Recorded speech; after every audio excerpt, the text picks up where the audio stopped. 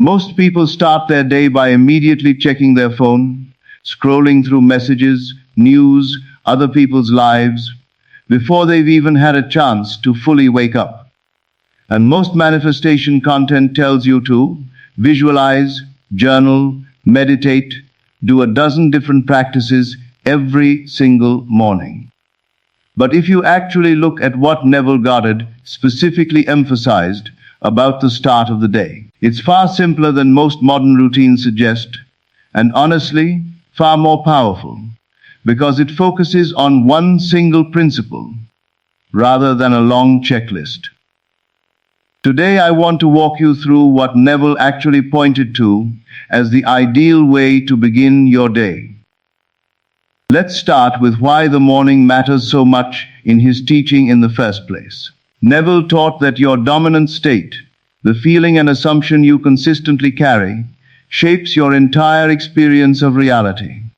And the state you enter first thing in the morning tends to set the emotional tone for everything that follows, because you haven't yet been influenced by the day's specific events, conversations, or distractions. Whatever you feel in those first few minutes after waking often becomes the underlying current running beneath the rest of your day, even if you're not consciously aware of it shaping things. This is exactly why immediately reaching for your phone upon waking works against you so directly. The moment you check messages, news, or social media before you've had any time to consciously set your own internal state, you're allowing external input, other people's demands, other people's lives, other people's crises, to become the very first thing shaping your consciousness for the day. Neville's approach was essentially the opposite of this. Protect those first few minutes and use them deliberately, before the outside world has any chance to influence your inner state first. So what did Neville actually recommend for those first moments? The core practice centers around staying in that drowsy, half-awake state just a little longer than usual, rather than immediately snapping into full alertness. This isn't about oversleeping or being lazy. It's about consciously using the natural, relaxed state your mind is already in right after waking, similar to the state right before falling asleep, where the analytical, resistant conscious mind hasn't fully engaged yet, making it much easier to access genuine feeling rather than forced, effortful thinking. In this relaxed state, Neville taught that you should deliberately assume the feeling of your wish already fulfilled, right there, before getting out of bed. Not through elaborate visualization requiring significant mental effort, but through a simple, brief, deeply felt moment of already having what you want.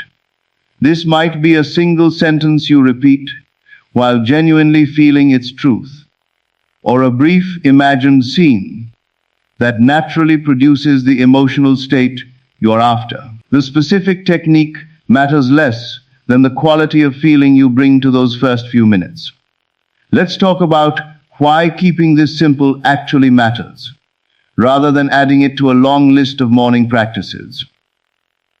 Neville's teaching consistently emphasized that a brief moment of genuine, deeply felt assumption carries far more power than an extended period of half-hearted, distracted practice. If you're rushing through 15 minutes of visualization while mentally planning your day, checking the time, thinking about your to-do list, you're not actually accessing genuine feeling. You're just going through motions. A few minutes of authentic, deeply felt assumption, done while your mind is naturally relaxed and receptive right after waking, tends to be far more effective than a longer, distracted routine. I want to walk through what this actually looks like practically. As you wake up, before reaching for your phone, before getting out of bed, before your mind starts running through the day's tasks, you pause in that drowsy state. You bring to mind whatever you're currently working on manifesting. And instead of thinking about it abstractly, you settle into the specific feeling of it already being true. If it's confidence, you feel that confidence in your body right there in bed. If it's financial security, you feel that specific sense of calm and ease around money. If it's a specific relationship or outcome, you feel the emotional quality of already having it, genuinely, even briefly, before you fully transition into your day. Neville also spoke about the importance of your very first thought upon waking, suggesting that whatever occupies your mind in that initial moment tends to carry particular weight, precisely because it's uncontaminated by the day's specific events yet. This is why he suggested having a specific, brief practice ready for that exact moment. Rather than leaving it to whatever random thought happens to arise, worry about a meeting, anxiety about a conversation, or simply the reflexive urge to check your phone. Let's talk about why this approach differs so much from more elaborate manifestation morning routines you might see elsewhere. Extensive gratitude journaling, lengthy vision board reviews, complex, multi-step visualization scripts. Neville's core teaching wasn't really about accumulating more practices or more elaborate rituals. It was about the depth and genuineness of feeling within whatever practice you choose. A single, deeply felt moment of assumption, held briefly but genuinely, aligns much more closely with what he actually taught than a lengthy, complicated routine that, while well-intentioned, can easily become mechanical and disconnected from real feeling if it's rushed through or done from obligation rather than genuine emotional engagement. I also want to mention something practical about protecting this time from external interruption, because this is where a lot of people struggle, even when they understand the concept. If your alarm is your phone, and checking the time immediately puts a notification in front of you, that convenience works directly against this practice. Something as simple as physically placing your phone across the room or using a separate alarm clock removes the immediate temptation to check messages before you've had a chance to consciously set your internal state first, giving this practice a genuine chance to actually happen, rather than getting crowded out by the pull of instant digital access. Let's talk about what happens after this initial practice. Because Neville's approach to mornings wasn't only about those first few minutes in bed. It extended into how you carried that state forward as you began your day. The goal isn't just to feel a desired state briefly upon waking, and then immediately drop back into old patterns of thinking the moment you're out of bed. It's about using that initial felt state as an anchor, something you consciously return to throughout the morning.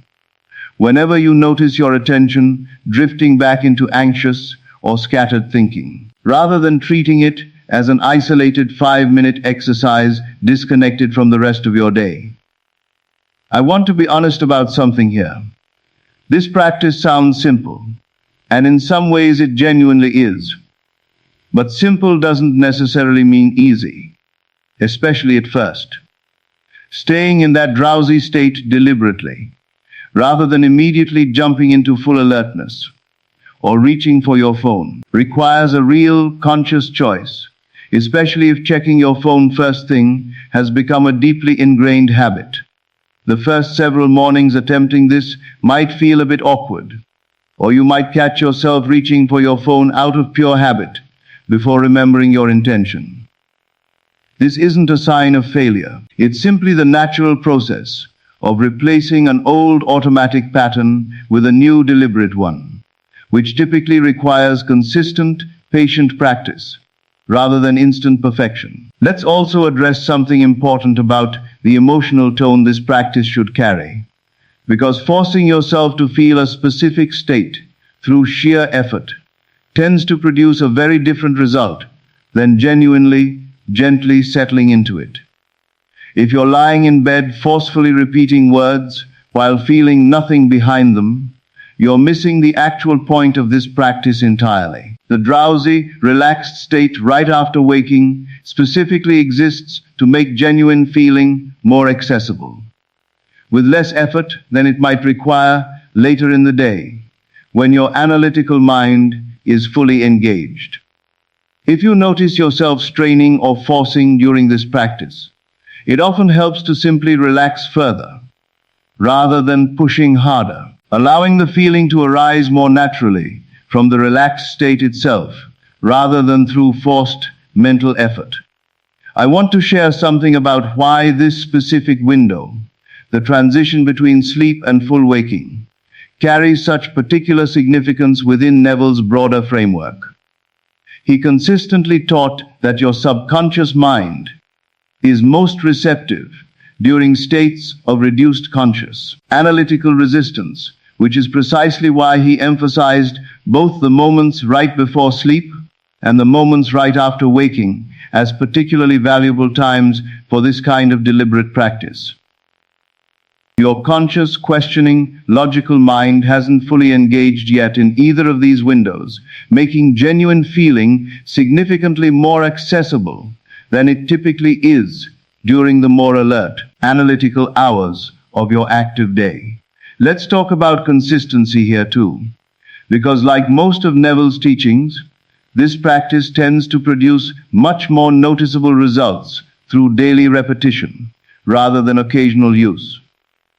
A single morning of this practice might create a brief, pleasant shift in how you feel for that particular day. But the real transformation Neville pointed to comes from consistently, day after day, using those first few minutes to deliberately set your internal state before external input has a chance to influence it first. Over time, this becomes less like a technique you're consciously remembering to do, and more like a natural, automatic part of how your mornings simply unfold. So here's how you can actually begin applying this tomorrow morning. When you wake up, before reaching for your phone, before getting out of bed, allow yourself to stay in that drowsy, relaxed state for just a few extra minutes. Bring to mind whatever you're currently working on manifesting, and rather than thinking about it analytically, gently settle into the specific feeling of it already being true, letting that feeling arise naturally from the relaxed state you're already in, rather than forcing it through effort.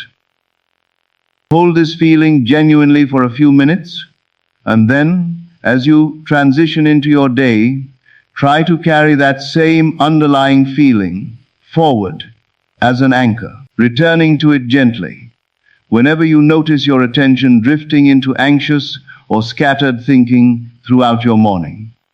I want to leave you with this final thought. So much of manifestation advice focuses on adding more journaling, more visualization scripts, more elaborate rituals.